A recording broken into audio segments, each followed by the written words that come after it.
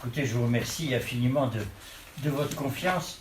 Le sujet est passionnant, est intéressant et mérite que tout le monde se penche dessus. Saint-Hugues, Cluny, est à situer dans le contexte large du beau, est un sujet passionnant. Par contre, l'orateur ce soir, ça sera peut-être moins que je redoute. Enfin, nous verrons. Voilà.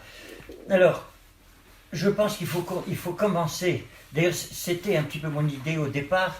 Et puis, Mme Bignon m'a converti à parler très spécialement de Saint-Hugues, de Cluny, de Saint-Hugues, de ce mur de Paris-le-Monial, de citer, pas toutes les églises, mais de penser au fait qu'il y a tout de même 53 églises clunisiennes, romanes, classées dans l'arrondissement de Charolles, ce qui est pratiquement unique en France comme densité, et des églises toutes magnifiques les unes que les autres, pratiquement dans chaque village.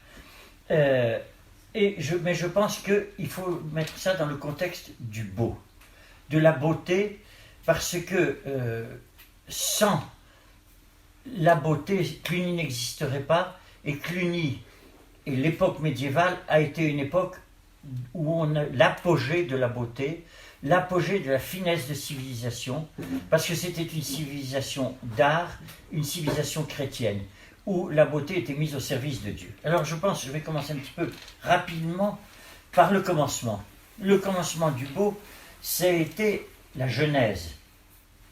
La Genèse, je ne veux pas vous réciter, le premier jour, Dieu créa le ciel et la terre, le deuxième, etc. Le cinquième jour, il créa tous les animaux qui peuplent la mer, qui peuplent le ciel. Le sixième jour, les animaux qui peuplent la terre. Le septième jour, le quatrième, cinquième et le sixième jour, il créa l'homme et la femme et leur demanda de dominer tout l'ensemble de cette création. Le septième jour, Dieu se reposa et vit que c'était beau, que c'était bon. Et ça, c'est très important, parce que la beauté est une œuvre divine, qui va de pair avec la création. Mais Dieu a voulu que l'homme participe à cette création divine, que l'homme participe un petit peu à sa divinité avant l'heure, parce qu'il ne faut pas oublier que dans tous les textes liturgiques, une fois la résurrection de la chair, nous participerons à la vie divine. Sans être Dieu, nous participerons à la vie divine. Mais dans cette création divine de la beauté, Dieu a donné aux hommes des talents, comme dans l'Évangile. Il a donné les talents, il a donné l'ouïe qui permet de créer de la belle musique. Il a donné le toucher qui permet de construire, de bâtir ce que Cluny a fait, etc. Il a donné l'intelligence qui permet de concevoir, qui permet de philosopher. Ce que Cluny a fait, de mettre la philosophie, la pensée, la puissance de la pensée au service de Dieu et au service de la foi. Il a donné le goût. Enfin, il a donné tous les sens et tous les talents. À l'homme d'utiliser ses talents et de les multiplier. Celui qui s'endort et qui rendra qu'un seul talent, malheur à lui. Celui qui va rendre les 3 talents, heureusement pour lui. Et ça, c'était cette création divine du beau qui a été mise à la portée de l'homme et qui fait participer l'homme à cette beauté du monde, par ses constructions, par ce qu'il imagine, par ses écrits, par les éditions tout de suite, par ses écrits, par la musique, par tout le beau. Par ailleurs, le beau est tellement dans la nature humaine que l'homme a toujours essayé d'améliorer son habitat, de décorer. Si on prend l'âge des cavernes, si on prend l'époque préhistorique, les grottes de Lascaux, les hommes avec les moyens du bord, avec 3 fois rien, arrivaient à dessiner des animaux, ils essayaient d'améliorer, ils avaient besoin du beau. Un chien, si intelligent soit-il, si affectueux soit-il, ne décorera pas sa niche. Enfin, le beau a été mis très rapidement à la service de Dieu, des dieux d'ailleurs, des faux dieux. Combien de temples païens ont été construits dans le monde, dans les différentes civilisations, dans les différentes parties du monde, que ce soit des Incas ou la civilisation Babylone, et puis bien entendu, dans la civilisation juive, avec le temple de Salomon à Jérusalem. Et ensuite, très rapidement, je passe et nous en arrivons au christianisme. Le christianisme, dans ses débuts, n'avait pas la possibilité de faire du beau. Peut-être qu'on essayait de peindre un petit peu dans le fond d'une catacombe, on n'en a pas trouvé de traces. Je le pense, qu'on essayait d'améliorer l'habitat comme on pouvait. Mais il faut en arriver à Sainte-Hélène et à Constantin. C'est-à-dire à l'époque où, alors, effectivement, avant Rome, avant Constantin, vous étiez là et vous aviez le sens du beau. Ce que ça appuie ma thèse d'ailleurs. Mais quand Constantin, Sainte-Hélène a fait faire des fouilles, a fait faire des fouilles sur au Golgotha, quand Constantin a reconnu l'Église chrétienne, pour Byzance, c'était à peu près inconcevable. Il faut se mettre dans la tête de Byzance, où c'était une civilisation extrêmement riche, extrêmement fouillée, Et à Byzance, l'empereur romain n'arrivait pas à imaginer, il le savait puisqu'il s'est mis à croire, puisqu'il s'est converti, puisqu'il a été baptisé sur son lit de mort grâce à Sainte-Hélène, puisqu'il avait reconnu, il a donné la liberté de pratiquer aux chrétiens, etc. Donc il le savait que le Christ était mort d'une façon lamentable, lamentable et magnifique, sur une croix. Mais il était mort comme un martyrisé, comme un criminel.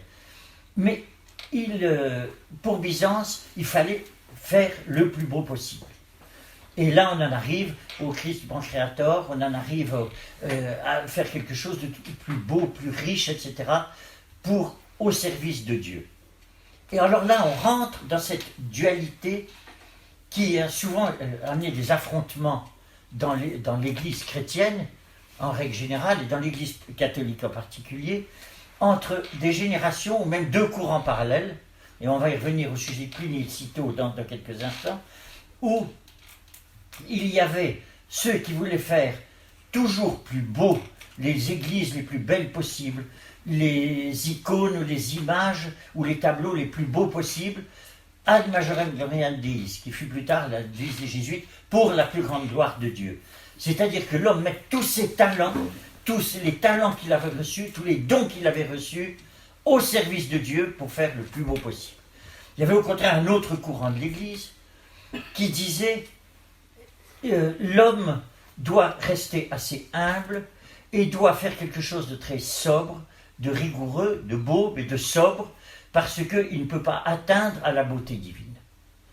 Et ça, on le verra dans un instant, entre Cluny et Cîteaux. Cluny était justement de faire le plus beau possible pour Dieu. Cîteaux était de faire un style le plus dépouillé, roman comme Cluny, même époque, mais le plus dépouillé, le plus sobre possible pour Dieu. Et cette dualité, on l'a rencontrée. Alors, ça venait de cette philosophie qui n'aurait pas dû s'affronter.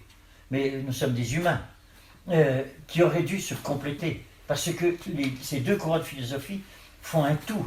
Ils ont raison, les deux courants ont raison l'un et l'autre. Ça se complète. Mais malheureusement, nous sommes des humains, et quelquefois, ces deux courants se sont affrontés. Il y a eu aussi, dans le dépouillement qui a pu venir dans l'Église, quelquefois, des événements extérieurs. Et après Byzance, il y a eu le mouvement des iconoclastes au 7e, 8e siècle, où on a détruit énormément d'œuvres d'art, époque déjà des invasions des barbares, époque où Byzance était très attaquée, il y avait toutes les invasions turques qui arrivaient d'Asie centrale, il y avait les Arabes, etc. Byzance commençait de se sentir attaquée.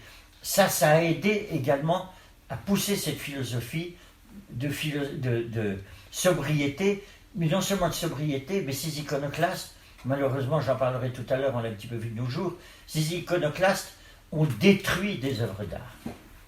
Et là, l'Occident a repris un petit peu la main avec l'avènement de Charlemagne et avec Aix-la-Chapelle, où Charlemagne, lui, a compris qu'on ne pouvait pas indéfiniment détruire les œuvres d'art, qu'il fallait en revenir à créer la beauté pour Dieu, et on en a un témoin encore avec la chapelle d'Aix-la-Chapelle dans la cathédrale qui date de l'époque de Charlemagne. Donc, vous voyez cette dualité qu'il y a eu tout au long de ce... Je passe très rapidement pour bien expliquer cette dualité entre la sobriété et la magnificence. Et là, on en arrive au Moyen-Âge.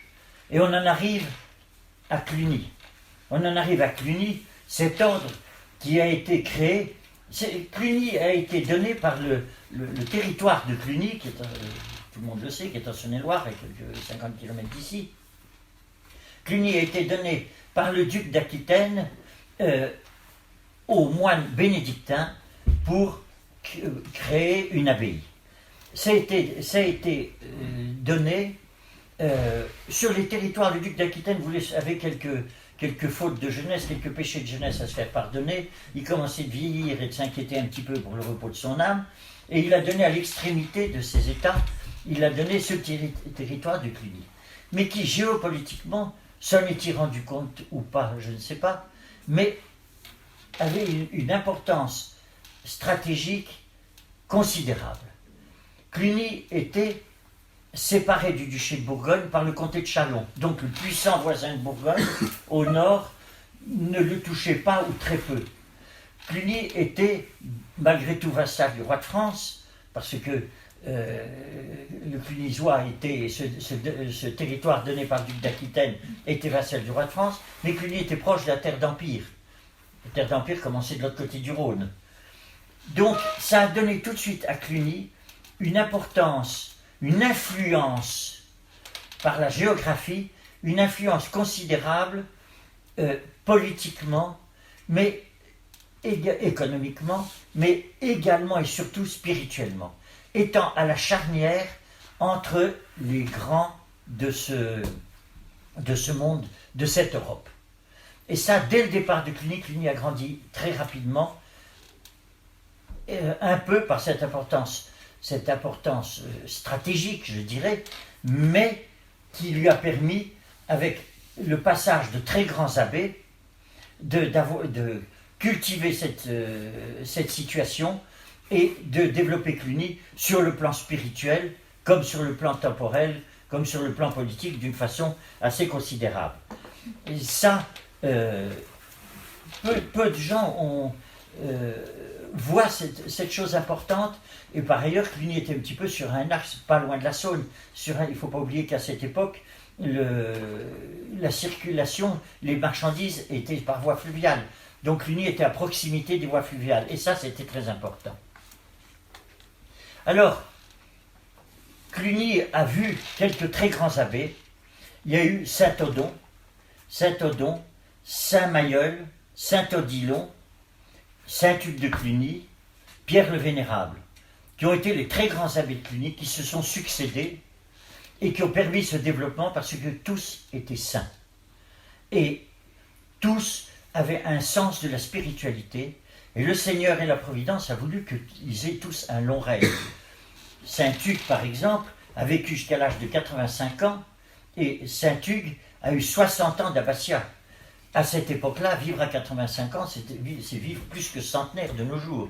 Et un abbatiat de 60 ans est quelque chose de considérable. Si on prend par exemple sur les 35 rois qui ont gouverné la France, Louis XIV a vécu 75 ans, Saint-Hugues 85 ans. Donc ça montre, la Providence a voulu que ce soit des saints ayant une longévité, ayant un abbatiat extrêmement long pour leur permettre de faire une œuvre remarquable et pour leur permettre d'avoir une œuvre de tout premier point. Alors, on va en venir maintenant à Saint-Hugues. Je passe assez rapidement, mais c'est le sujet principal, et c'est l'homme vraiment extraordinaire qu'il y a eu à Cluny. Il y a eu justement, on parlait de Saint-Mailleul, on parlait de Saint-Odilon, Saint-Odilon qui a été le père spirituel de Saint-Hugues. Saint-Hugues n'aurait pas été ce qu'il a été s'il n'avait pas eu Saint-Odilon. De même que 3 papes ont été papes grâce à Saint-Hugues, étant les fils spirituels de Saint-Hugues, dans la longévité de Saint-Hugues. 4 rois de France ont régné pendant l'abbatiat de Saint-Hugues. Ça montre l'influence qu'il a pu avoir sur son temps sur son époque et sur les époques suivantes. Alors, Saint Hugues est né en 1024 et mort en 1109. Et très jeune, Saint Hugues a été son père, la famille du duc de Smur, donc Saint Hugues est né à Semur-en-Brionnais, Stéphanie Mignon le disait tout à l'heure, à 5 ou 6 kilomètres d'ici, dans ce magnifique château qui existe encore de nos jours. Ceux qui ne l'ont pas vu, il faut voir Semur, dans ce site extraordinaire. Son père, le destiné, Saint Hugues, était un grand seigneur. Une famille patricienne alliée à toutes les cours d'Europe. Saint Hugues a été le parrain d'Henri IV, on parlera tout à l'heure d'Henri IV, l'empereur d'Allemagne. Saint Hugues était l'arrière-petit-fils du Capet, en ligne directe. Saint Hugues était le petit-fils du duc de Bourgogne. Donc, sa mère était proche parent des Chalon, du comte de Chalon, puisque sa mère était Rimbure de Bourgogne, fille du comte de Chalon, de Mao de Chalon. Alors, par son éducation, son père a voulu faire de Saint Hugues un chevalier. Et là, nous sommes à la belle époque du Moyen-Âge, à l'époque de la chevalerie, à l'époque de l'honneur, à l'époque de la foi. L'honneur, la foi, mais l'amour, les cours d'amour. Mais un amour noble, un amour beau. Il n'y avait pas besoin de la législation aujourd'hui sur la théorie du genre, où les hommes sont semblables aux femmes, etc. Il n'y avait pas besoin de tout ça. Nous sommes à la splendide époque du Moyen-Âge. À cette époque où on se battait pour Dieu, pour l'honneur ou pour sa dame. Sa dame, ça commençait déjà par la Sainte Vierge. La Sainte Vierge, la Vierge, était considérée pour un chevalier comme sa dame. C'est-à-dire qu'on donnait au sens de sa dame, mais ça pouvait être la reine, la princesse. C'est-à-dire c'était, et puis bien entendu c'était son épouse.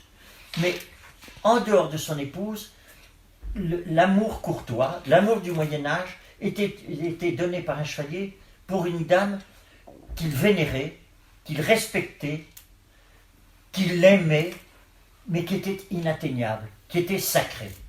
La Sainte Vierge, la princesse, la reine, et puis son épouse. C'est-à-dire cette trilogie de femmes que l'on respectait.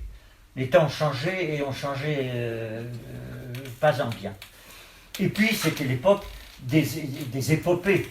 C'était l'époque, Saint Hugues a prêché, on va y revenir, a prêché la première croisade. C'était l'époque d'épopées extraordinaires.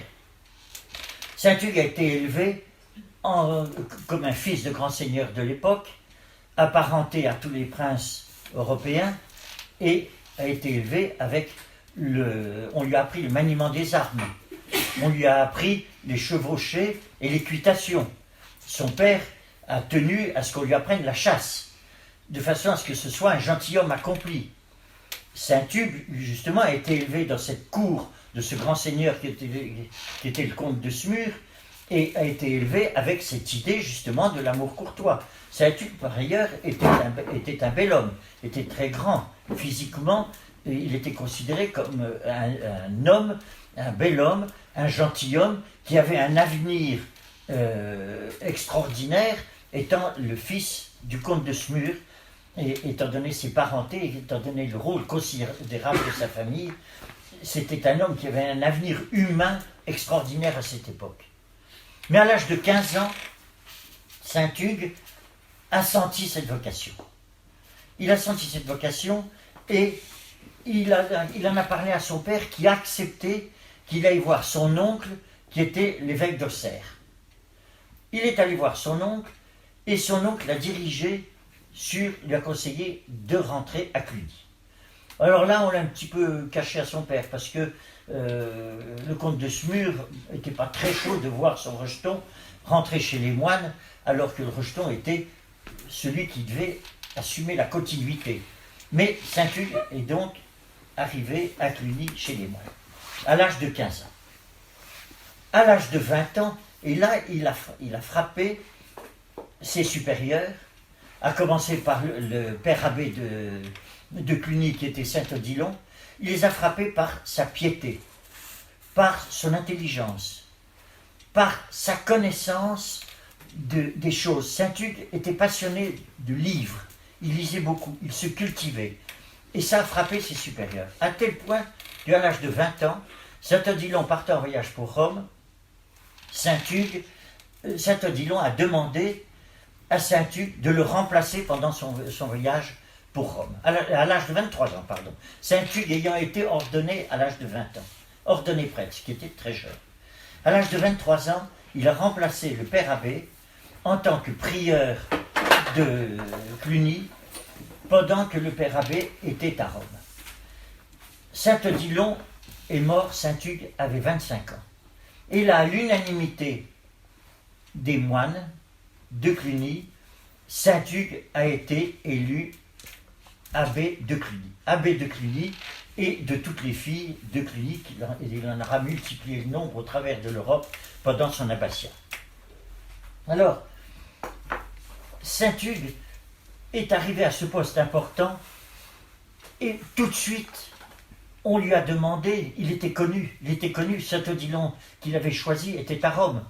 Le pape, il a dit au pape, mais je suis tranquille, ma très grande abbaye de Cluny est entre de très bonnes mains d'un jeune prieur, d'un jeune moine dynamique, intelligent, compétent, qui est empreint de sainteté. Il n'y a aucun risque. Ce qui fait que très rapidement, Saint-Odilon meurt, mais dès l'abbatiat de Saint-Hugues, on lui demande, Rome fait appel à lui dans des tas de circonstances. Et Saint-Hugues, sur les 15 premières années de son abbatiat, a passé 5 ans en dehors de Cluny. Il a passé 5 ans, alors ça c'est le rôle de Saint-Hugues, le diplomate. Il a passé 5 ans parce que Rome avait besoin de lui, il fallait faire face à des tas de problèmes, des tas de difficultés dans différents pays. Saint-Hugues a été appelé en Hongrie. Ensuite, Saint-Hugues a été appelé, en tant que diplomate, il a soutenu dans le sud de l'Espagne la Reconquista.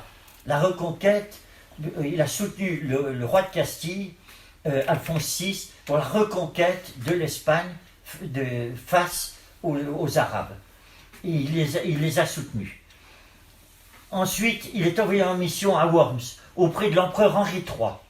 Là, il y rencontre le pape Léon IX, le futur pape Léon IX, qui avait été envoyé par le pape à Worms.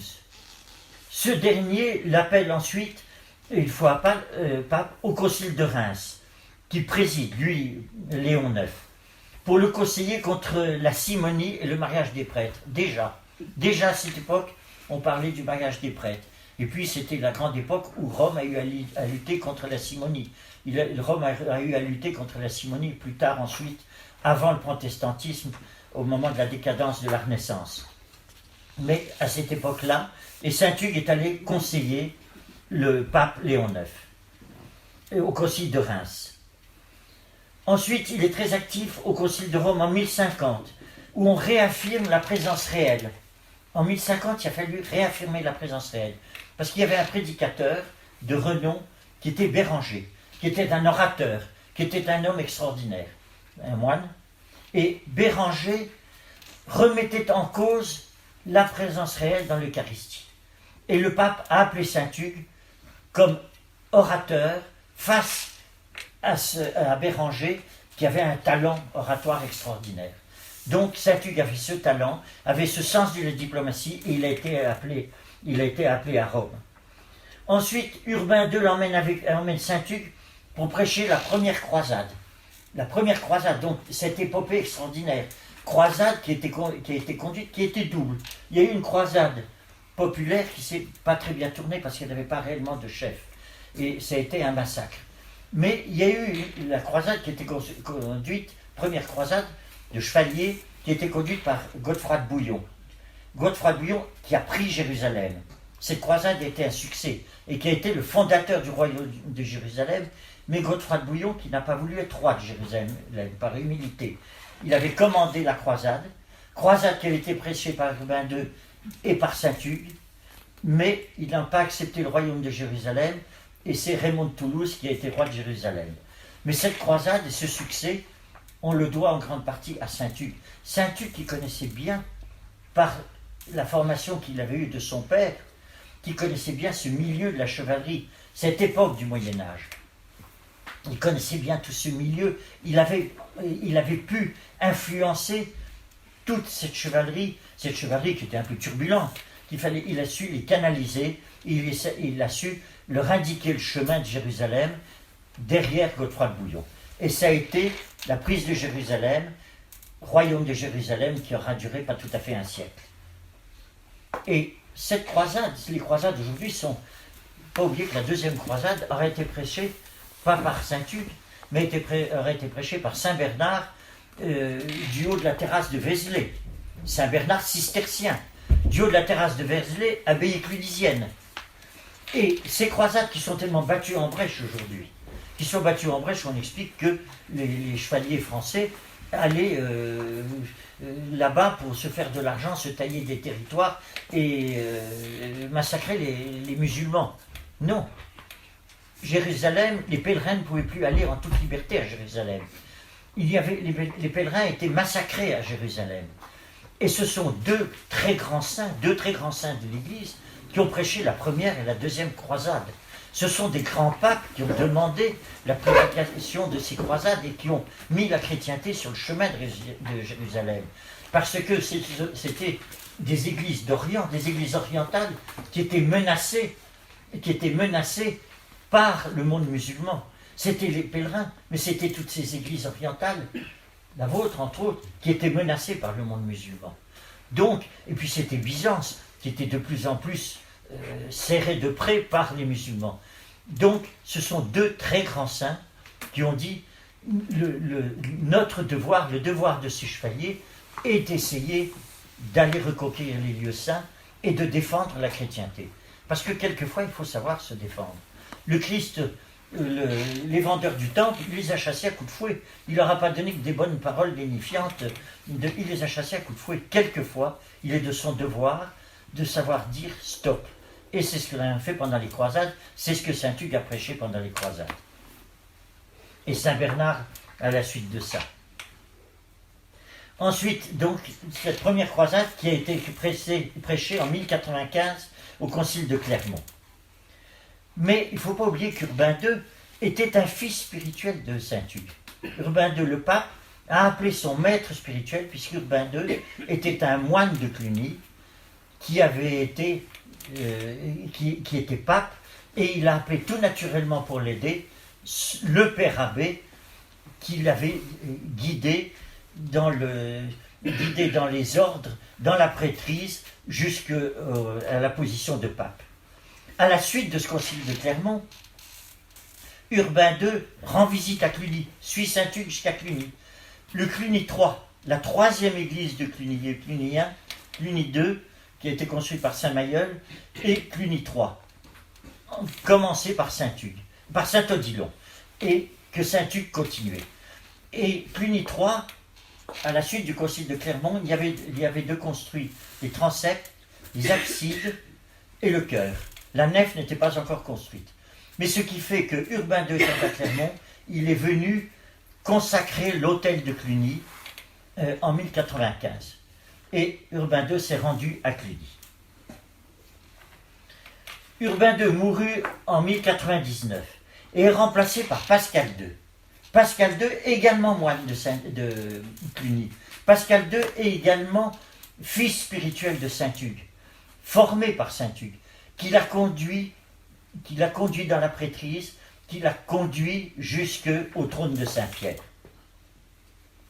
Et alors là, Pascal II a se heurté à l'empereur d'Allemagne avec la querelle des investitures. Querelle des investitures qui a duré longtemps et qui est extrêmement dure pour Rome. La querelle des investitures, l'empereur d'Allemagne, l'empereur romain d'Allemagne, puisque les empereurs germaniques, les empereurs d'Allemagne, avaient repris le titre d'empereur romain, voulaient investir les évêques et voulaient nommer les évêques. Et Rome estimait, Pascal II, le pape Pascal II, estimait que c'était, comme aujourd'hui, le pape estime que c'est son rôle de nommer les évêques. Cette lutte, elle a duré tout au long de l'Église. On l'a vu encore entre Napoléon Ier et Pie VII. Pie VII, après la Révolution, voulait reprendre en main la nomination des évêques en France, et Napoléon qui s'était opposé, Napoléon qui a même carrément arrêté Pie VII. On l'a même vu récemment sous la République. Il n'y a pas si longtemps, si ça n'est pas encore le cas, et j'en suis pas tout à fait convaincu, il n'y a pas si longtemps, mais c'était où Rome soumettait un certain nombre de candidats à la présidence de la République, et la présidence de la République se réservait le droit de refuser certains de ces candidats. Bon, je crois que ça a un petit peu évolué, mais j'en suis pas convaincu. Bon. Donc, cette querelle des investitures était à son paroxysme à cette époque, mais ça a toujours été un petit peu la lutte entre le trône et l'autel au cours de l'histoire de l'Église. Alors, la querelle des investitures, c'est assez mal passé pour Pascal II, parce que à la diète de Worms, on a voulu destituer l'empereur d'Allemagne, qui était Henri IV, a voulu destituer Pascal II. Pascal II a été obligé de se sauver, de se cacher, et il a été l'empereur d'Allemagne a réuni autour de lui tous les évêques allemands. Tous les évêques allemands, tout au moins la majorité écrasante des évêques allemands, qui sont rentrés en conflit avec Pascal II d'abord, mais Pascal II a été obligé de se cacher, et ensuite avec Grégoire VII, le nouveau pape. Et Grégoire VII, Grégoire le Grand, Saint Grégoire, Grégoire VII, également fils spirituel de Saint Hugues, le troisième pape, fils spirituel de Saint Hugues, Grégoire VII, moine de Cluny, conduit également sur les trônes du pontificat par Saint Hugues. Et alors, tous les Grégoire VII, nouveau pape, a affaire à cette querelle des investitures, et là, la Providence s'en mêle.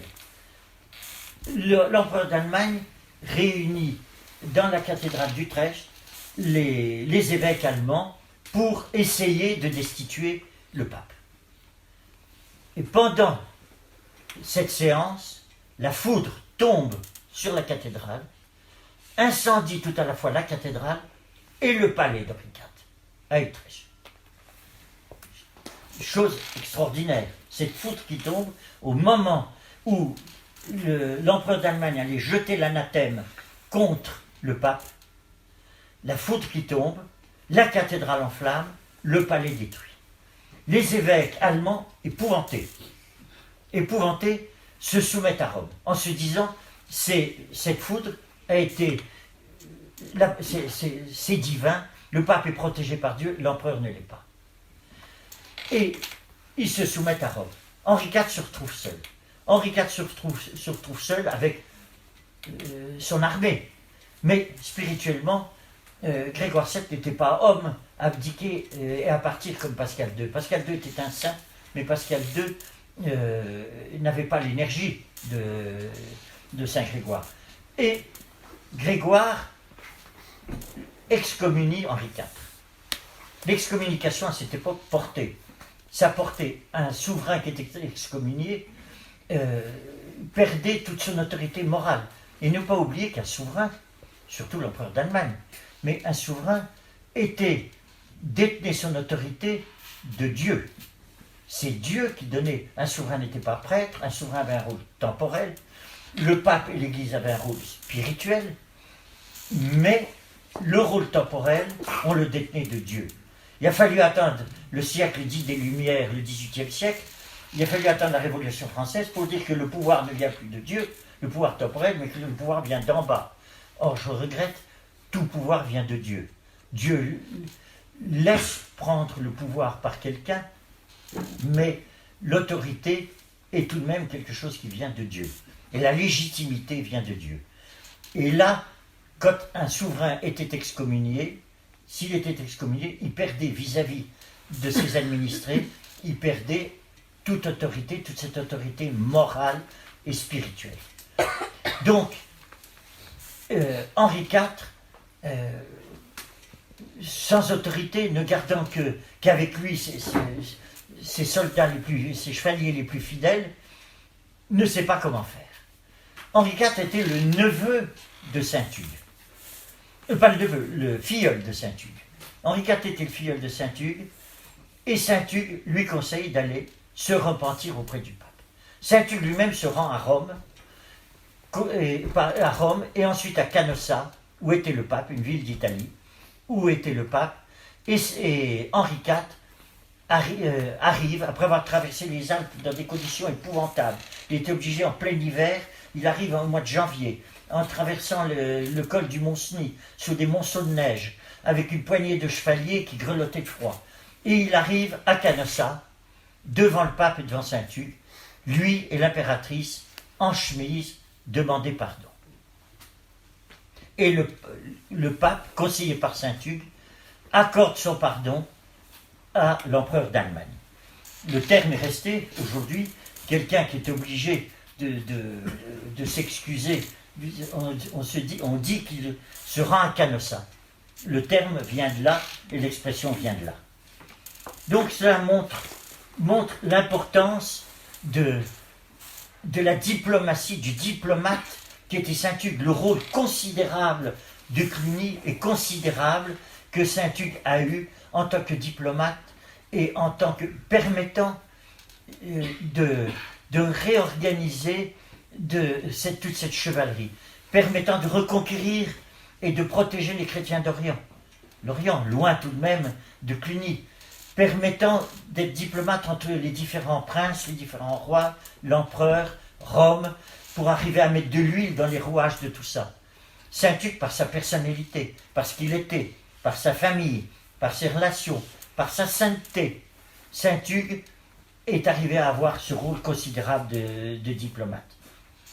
D'ailleurs, Grégoire, pour donner encore plus de poids à Saint-Hugues, l'a nommé cardinal. C'est une chose qui a échappé beaucoup ensuite dans les histoires de Saint-Hugues.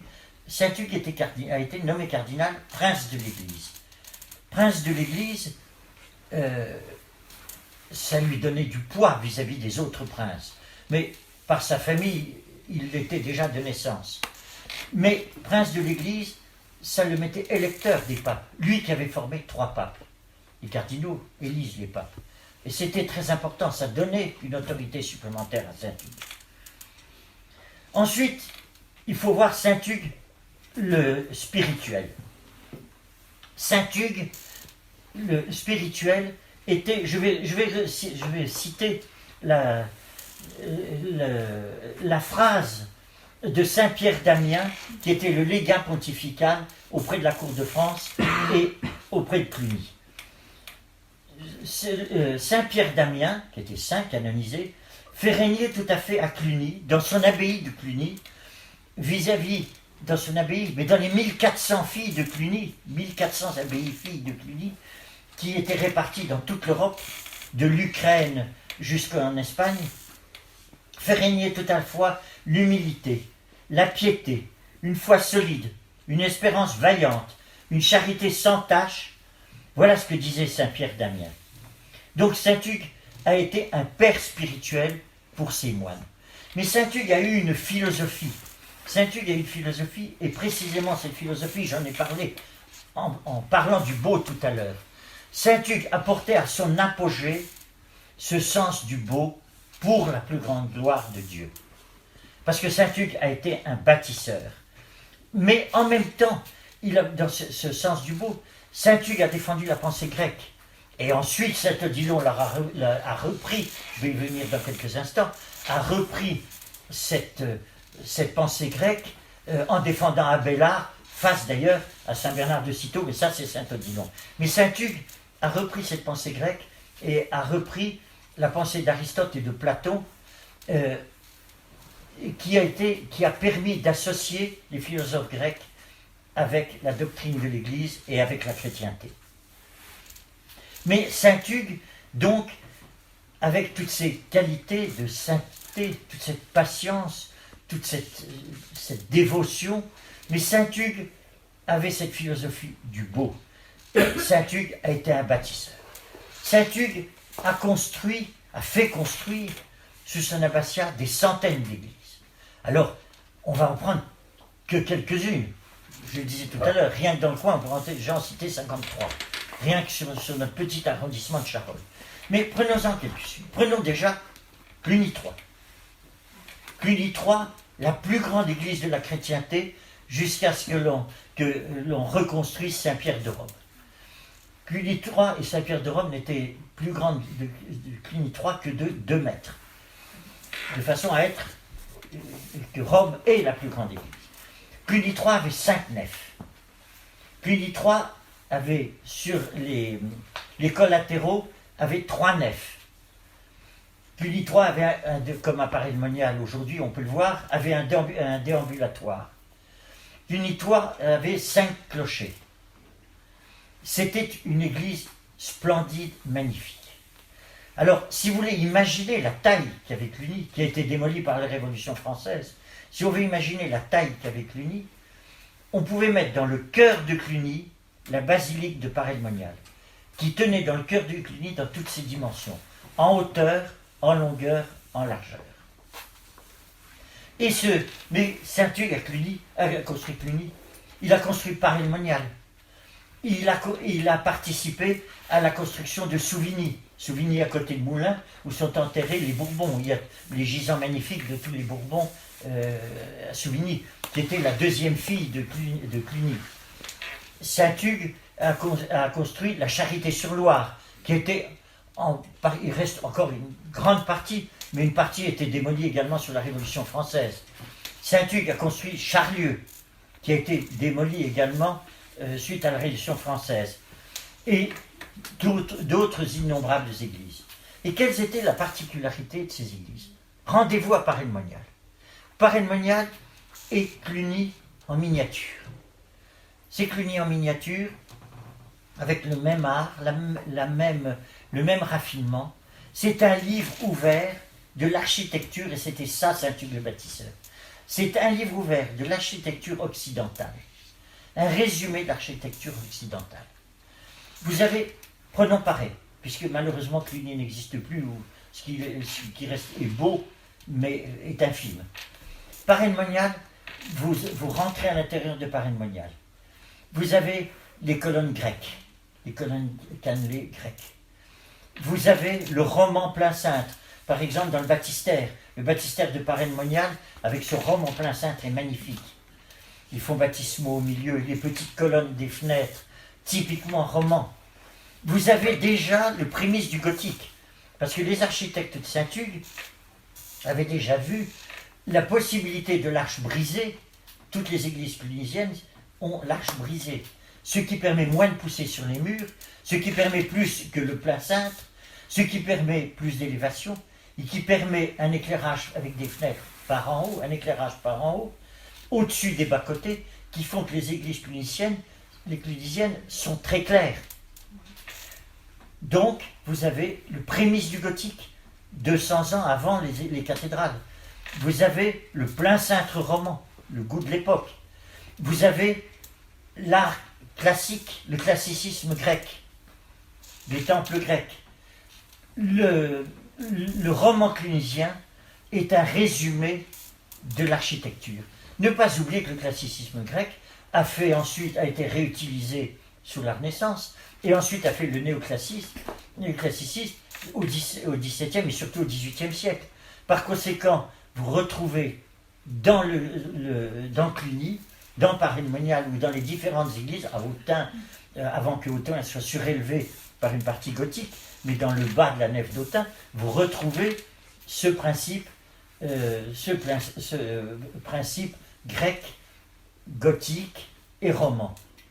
Mais vous avez également à Paray-le-Monial, sortez de la basilique et regardez les portes des collatéraux. Et vous avez les portes qui sont mozarabes, c'est-à-dire l'influence arabe. La porte gauche du côté de la Visitation est splendide. Vous avez l'influence arabe qui a fait le tour de la Méditerranée et qui est remontée par l'Espagne. l'art mozarabe qui a été employé par les moines de Cluny, qui a été employé également, il n'y a pas eu que Cluny, qui a été employé également dans le roman Vergniaud et même un petit peu dans le roman Poitevin. Mais enfin, Cluny l'a employé très largement. Donc, Saint-Hugues a été un bâtisseur extraordinaire. Saint-Hugues le diplomate, Saint-Hugues le saint, le saint, l'homme qui savait donner une spiritualité à ses moines, l'homme qui a formé 3 papes, l'homme qui a formé d'innombrables évêques, l'homme qui a permis à l'abbaye de Cluny d'avoir 1400 abbayes dans toute l'Europe. Cet homme-là a été un bâtisseur. Saint-Hugues qui en plus a eu une éducation de chevalier, une éducation équestre, une éducation de cavalier, une éducation mondaine, mais une éducation par l'évêque d'Auxerre et par Saint-Odilon, une éducation spirituelle. Saint-Hugues, en même temps, a énormément bâti. Et ça montre vraiment tout ce côté extraordinaire de ce saint qui était absolument remarquable dans tous les domaines. Saint-Hugues, je ne veux pas plus m'éterniser sur Saint-Hugues, je voudrais montrer un petit peu ce mouvement de l'Église à sa suite. Saint-Hugues est mort à Cluny sur un lit de cendre, le lundi de Pâques 1109. Il est mort sur un lit de cendre par humilité, et après avoir reçu la visite des 350 moines qui étaient présents à Cluny au moment où il est mort. Il a tenu à les recevoir. Il a reçu d'abord les pauvres qui étaient là. Il était mourant, il agonisait sur ce lit de cendre, et il a reçu d'abord les pauvres, et les 350 moines ont défilé devant son lit avant la mort, et il s'est éteint le lendemain, le lundi de Pâques, après un abbatiat de 60 ans. Et Saint-Hugues a été canonisé en 1120, c'est-à-dire 11 ans après sa mort, ce qui montre son degré de sainteté, et ce qui montre qu'il n'y avait pas de problème pour reconnaître la sainteté de Saint-Hugues. La canonisation, qu'est-ce que c'est? La canonisation, c'est pas de fabriquer un saint. Quand le pape canonise quelqu'un, c'est de reconnaître officiellement que ce saint est au paradis et digne d'être un saint. Heureusement, il y a beaucoup d'autres saints que ceux qui sont canonisés qui sont au paradis, mais ceux qui sont canonisés, on a la quasi-certitude qu'ils sont au paradis. Et Saint-Hugues, dans les années qui ont suivi sa mort, ça n'a fait aucun problème, a été canonisé en 1120. Et Saint-Hugues a reposé dans l'abbatiale de Cluny jusqu'en 1562. Il était enterré dans le cœur de Cluny jusqu'en 1562. Et en 1562, ce sont les protestants qui ont violé la sépulture de Saint-Hugues et qui ont brûlé ses cendres. Après avoir commis pas mal de sévices, notamment dans notre région, ici, du Brionnais, à Paray-le-Monial, etc. Alors, voilà ce que je ne veux pas trop m'éterniser sur Saint-Hugues, parce que je veux pas. Mlle Bignon m'a donné 3 quarts d'heure, et comme je suis un bavard, je risque de dépasser le temps. Bon, alors je veux pas trop. Bon, mais après Saint-Hugues, il y a eu Saint-Odilon. Je passe un abbé qui a essayé de vivre dans une vie un petit peu luxueuse, qui a pas mal tapé dans les réserves financières de Cluny, et qui finalement assez mal fini. Il est parti en Terre Sainte pour essayer un peu de se faire pardonner, et on ne l'a plus revu. Par contre, on a eu Pierre le Vénérable. Pierre le Vénérable qui était un abbé remarquable. Pierre le Vénérable qui a été formé par Saint-Hugues et qui était dans la lignée même de Saint-Hugues, dans la lignée au point de vue spirituel, dans la lignée au point de vue administration de l'abbaye, dans la lignée au point de vue développement de l'abbaye et dans la lignée au point de vue de la pensée. Et Pierre le Vénérable, lui, avait comme pendant Cîteaux. Il avait Saint Bernard de Clairvaux, abbé de Clairvaux et abbé de Cîteaux. Et précisément, c'est là où on voit cette dualité entre cette pensée clunisienne qui était tout un raffinement, tout en finesse, tout en beauté, tout en dans cet art pour la plus grande gloire de Dieu. Et la sobriété magnifique, splendide de Cîteaux. Mais il faut faire sobre. L'homme doit être humble. L'homme doit faire sobre parce qu'il n'est pas digne de faire plus beau pour Dieu. On y reviendra plus loin. On retrouvera dans l'histoire de l'Église ces deux pendants parallèlement l'un à l'autre au XVIIe siècle. Mais là, on a affaire à Saint-Bernard et on a affaire à Pierre le Vénérable. Pierre le Vénérable a, lui, complètement compris la pensée grecque et la pensée d'Aristote. Pierre le Vénérable a défendu Abélard.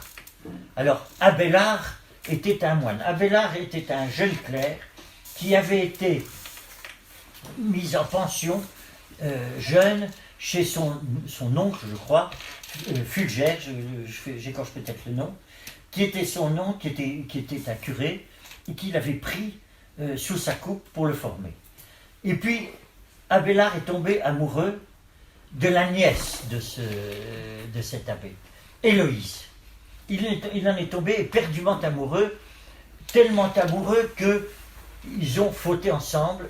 Il y a eu un enfant qui est mort jeune. Ça a été triste. Mais Abélard, qui était issu d'une aristocratie, d'une très bonne aristocratie, d'une très vieille aristocratie, ne se sentait pas jusque-là une âme réelle de pasteur. Il ne se sentait pas une vocation terrible. Mais déjà, la mort de ce fils lui a porté un coup moral. Et puis, Abélard était un homme cultivé, était un homme qui avait lu Platon, qui avait lu Aristote. Et Abélard voulait défendre cette pensée grecque. Et Abélard avait vu justement ce qui rejoignait entre la pensée grecque et la Trinité. La Trinité, un seul Dieu en trois personnes totalement distinctes, mais qui font un seul Dieu. Et la pensée grecque qui disait que les hommes sont totalement distincts les uns des autres, mais font une seule humanité. Et Abélard avait fait cette jonction. Mais Abélard avait été condamné parce qu'on se méfiait de la pensée grecque. On s'en méfiait un peu à Rome, bien qu'il y ait eu de grands saints, déjà Saint Clément au 5e siècle, je crois, Saint Clément qui avait déjà essayé de mettre à la mode la pensée grecque. Il y avait de grands saints qui s'étaient penchés sur le problème, mais on se méfiait quand même on se méfiait de ne pas trop philosopher à Rome. Et puis surtout, Saint Bernard le Grand. Saint Bernard, lui, trouvait qu'il était dangereux de trop philosopher. Il était dangereux de couper les cheveux en quatre. Il fallait que ces moines aient une foi profonde, une foi du charbonnier, une foi incrustée en eux, une dévotion profonde, et que ça ne servait à rien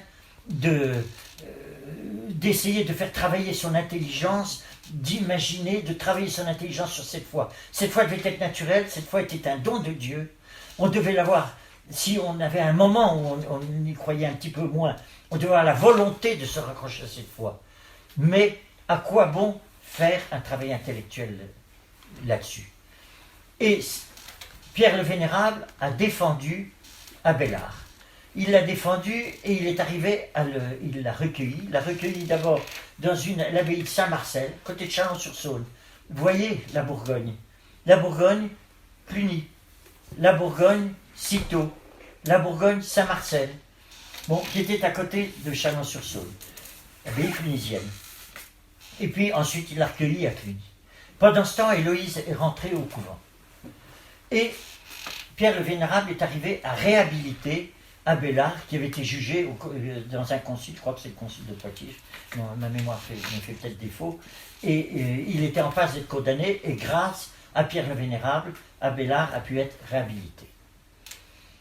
Cette pensée de Saint Bernard, c'est assez curieux, parce que Saint Bernard se méfiait de la philosophie grecque. Il se méfiait. Saint Bernard n'était pas un exégète. les jésuites l'ont été après lui, Saint Ignace, mais Saint Bernard ne l'était pas. Mais il n'empêche que Saint Bernard était un homme remarquablement intelligent, inspiré du Saint-Esprit, il était saint. Et Saint Bernard, tout de même, n'a pas pu faire abstraction complètement du milieu intellectuel, à tel point qu'il a construit les Bernardins à Paris. Les Bernardins qui sont tombés dans un état lamentable après la Révolution, à tel point qu'on l'avait visité avec ma femme, en poussant une porte. À Paris, il y a maintenant quelques 20 ou 25 ans de ça, on pousse une porte, on tombe devant une caserne de pompiers plus ou moins désaffectés, il restait 3-4 camions de pompiers, une pagaille invraisemblable, des cloisonnements avec des briques, les murs avec des trous béants, les voûtes, des voûtes magnifiques, des colonnes avec des voûtes magnifiques, mais tachées par les fuites d'eau qui venaient du toit. Et on s'est dit, mais c'est extraordinaire. Et c'était les Bernardins. Bernardins qui ont été repris par le Monseigneur 23 pour en faire un centre intellectuel, religieux, remarquable à Paris. Ce sont les Bernardins construits par Saint Bernard, parce que Saint Bernard s'est rendu compte qu'on ne pouvait pas faire complètement abstraction du milieu intellectuel, et que la foi devait être, que l'intelligence avait été un des dons de Dieu. Comme je le disais au début de cette conférence, un des dons de Dieu, comme Louis, comme la vue, comme les autres dons de Dieu. Et cette intelligence, il fallait l'utiliser dans sa foi. Mettre cette intelligence au service de la foi et au service de Dieu. Donc Saint Bernard, tout en se méfiant quand même de ce milieu intellectuel, a construit les Bernardins, parce qu'à Paris, ville-lumière, il y avait besoin d'un centre spirituel. Et un centre spirituel qui dépendait de Cîteaux et qui dépendait de Clairvaux. Alors, ensuite, les temps avancés, il faut dire que l'art est un don de Dieu. Dieu a donné les talents à l'homme, comme je le disais, pour faire beau. L'homme a toujours utilisé l'art à toutes les époques pour Dieu, mais il est utilisé également pour d'autres choses, pour les princes, pour les seigneurs, pour la bourgeoisie, pour le matérialisme. L'homme a utilisé ses talents, mais ce n'est pas un mal d'utiliser pour autre chose, ses talents. Et l'homme a utilisé, et ce qui fait que l'art a toujours suivi la pensée dominante de l'époque, la philosophie dominante d'une époque. Le Moyen-Âge, période de foi, période où vraiment les chrétiens étaient des conquérants pour Dieu, pour leur foi. Tout l'art était concentré sur les églises romanes, sur le style clunisien, sur le style cistercien, et ensuite sur les cathédrales, toutes nos magnifiques cathédrales qui peuplent l'Europe. Donc l'art était dirigé pour Dieu. Sous la Renaissance, l'art a continué pour Dieu. Il s'est construit de belles chapelles, de belles églises, l'église de Brou, tombeau des princes, où il y a toutes les sépultures des princes de Savoie à côté de Bourg-en-Bresse, est un exemple même du style gothique flamboyant et déjà pré-Renaissance. Donc on a continué de construire des églises, mais l'art était mis pour les princes. Tous les châteaux de la Loire, tout l'art italien qui est venu influencer l'art français à la suite des guerres d'Italie, etc. Louis XII, Henri II, François Ier, etc. Tous ces magnifiques châteaux. Mais donc à la Renaissance, pour les princes. Au XVIIe siècle, l'art était mis au service XVIIe et XVIIIe du roi des monarques. Versailles, Schönbrunn en Autriche, Sanssouci en Allemagne. Ne pas oublier que le prince détenait son autorité de Dieu. Par conséquent, on estimait que le prince, le roi, devait avoir une demeure où il réunisse là tous ses ministères, tout ce qui était utile pour gouverner, mais une demeure magnifique. Donc, tous ces palais qui ont été construits. Mais la philosophie avait échangé. Mais dans le même temps, il y a eu cette dualité entre faire toujours plus beau pour Dieu et faire plus sobre. Et alors vous avez eu, après le Moyen-Âge, vous avez eu, au XVIe siècle, la religion, le protestantisme, fin 15e et 16e. Le protestantisme, la religion réformée, qui était une période iconoclaste. Les églises réformées ont rasé tout ce qu'il pouvait y avoir de décoratif dans les églises. Partout où les protestants sont arrivés, ils ont démoli, ils ont supprimé les tableaux, supprimé les statues, supprimé les chemins de croix. Et ça, on l'a vu énormément dans notre région. Dans notre région, Paray-le-Monial a failli être incendié. Un énorme feu a été allumé sous les voûtes de Paray-le-Monial, où on a brûlé toutes les archives des moines, on a brûlé tous les bancs, tous les mobiliers de l'abbaye, notamment du palais qui avait été construit par Jean de Bourbon qui avait été abbé de Cluny, qui a construit le palais en marbre qui est à côté de l'église de Cluny, mais qui a construit également la maison actuelle des Chapelains à Paray-le-Monial, parce qu'il était abbé de Cluny et également abbé de Paray-le-Monial. Parce qu'il aimait beaucoup Paray-le-Monial, il avait construit ça. Et tout son mobilier était entassé sous les voûtes de la basilique, on y a collé, les protestants y ont collé le feu. Les protestants qui ont voulu mettre le feu dans l'église d'Anzy-le-Duc, à 2 pas d'ici. Les protestants qui ont détruit la citadelle de Dun, et l'église qu'il y avait à la citadelle de Dun. On a reconstruit au XIXe siècle, elle était en ruine, on a reconstruit la chapelle, qui sert aujourd'hui de sépulture à la famille de Rambuteau, qui est sur la montagne de Dun. Donc, il y a eu ce mouvement iconoclaste. Mais la contre-réforme est arrivée tout de suite. La contre-réforme avec les jésuites, avec le style jésuite, le style baroque, la devise des jésuites. Les jésuites sont arrivés, les jésuites qui ont été fondés par saint Ignace pour être au service du pape, pour évangéliser le monde et être les soldats du pape, au service du pape. Les jésuites prononcent un vœu d'obéissance directe au pape. C'est le seul grand ordre qui a un vœu d'obéissance directe au pape par-dessus la tête du général des jésuites. Le supérieur des jésuites s'appelle le général. Et le général des jésuites doit obéir au pape, et chaque jésuite, même si son supérieur lui donne un contre-ordre par rapport au pape, doit obéir directement au pape. Donc, les jésuites ont entrepris cette croisade qui a été la contre-réforme. Et tout de suite, ils ont mis leur talent avec l'art des jésuites, qui a été le baroque, tout le baroque surtout en Europe centrale, qui est magnifique, la musique baroque, mais le baroque est magnifique également dans le sud de la France. Il faut aller visiter dans toute la région de Perpignan, dans le Roussillon, la moindre petite église de village, la moindre église a des rétables baroques qui sont extraordinaires. On se croit au paradis en voyant ces rétables, qui sont d'une richesse, d'une finesse, vraiment merveilleux. Et ça, on a refait, on a reconstruit, on a, pour la plus grande gloire de Dieu, face au monde protestant, les protestants, qui estimaient qu'il fallait la plus grande sobriété dans les lieux de prière. Tandis que là, on a remis en valeur l'art pour la plus grande gloire de Dieu. Tout ça a été assez compromis par la Révolution française. Est arrivé où rien n'a pu se construire pendant une dizaine d'années, et au contraire, on a incendié, démoli, Cluny a été démoli. Paray-le-Monial n'a dû la vie sauve que parce qu'il y a eu un marchand de fourrage qui avait loué les bâtiments à la ville de Paray, alors qu'on voulait raser la basilique, louer les bâtiments à la ville de Paray-le-Monial pour entreposer son foin, ce qui fait qu'on s'est contenté de descendre les cloches qui ont été fondues pour faire les canons, et ça a sauvé quand même la basilique de Paray, mais qui était dans un état de délabrement épouvantable.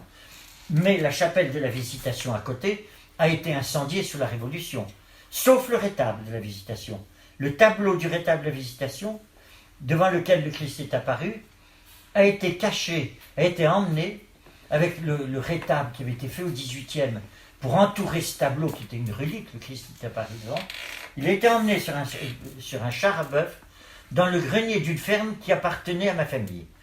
Et dans le grenier à foin d'une ferme, il était planqué là, dans un petit village où il est toujours, Saint-Aubin-Charolais. C'est le rétable et c'est le tableau qui était à la Visitation avant la Révolution. Il est d'ailleurs classé, il aurait besoin de réparation ce rétable, parce qu'il est magnifique. Et ce rétable a été Après la Révolution, les religieuses de la Visitation ont voulu récupérer le rétable. Mais Jean de Saint-Aubin ont dit, attendez, on a risqué notre peau pour le rétable, pas question, on se le garde. Il était remonté dans l'église de Saint-Aubin en Charolais, et je vous conseille d'aller le voir parce qu'il est vraiment très beau. Donc la Révolution a été une période iconoclaste à nouveau. Le 19e n'a pas eu de génie propre de construction, mais a voulu refaire du beau. Et admirant le beau passé, le beau du Moyen-Âge, le beau de Cluny, le beau des cathédrales, avec des architectes qu'on a critiqués et qu'on a critiqués à tort, parce qu'ils ont sauvé. Vézelay a été sauvé par Viollet-le-Duc. Viollet-le-Duc, malheureusement, est arrivé trop tard, puisque sous l'Empire, on avait démoli Cluny. Mais Viollet-le-Duc a empêché qu'on achève totalement de démolir Cluny. Viollet-le-Duc a sauvé quand même. Et on a fait le néo-roman ou le néo-gothique, qui était bien construit. Ces églises néo-gothiques ou néo-romanes, on en démolit aujourd'hui quelques-unes. On en démolit parce que, soi-disant, on nous explique qu'il n'y a pas de prêtre, on nous explique qu'elles coûtent trop cher pour les municipalités. Mais l'État n'avait qu'à pas les voler en 1906. Comme ça, il n'aurait pas coûté cher aux municipalités. Bon, mais ces églises ont été bien construites, c'est du néo, mais elles sont tout de même belles.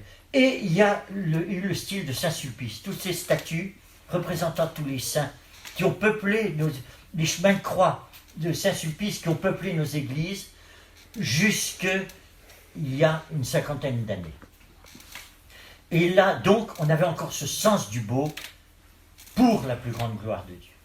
Et puis, il y a une cinquantaine d'années, à nouveau les iconoclastes.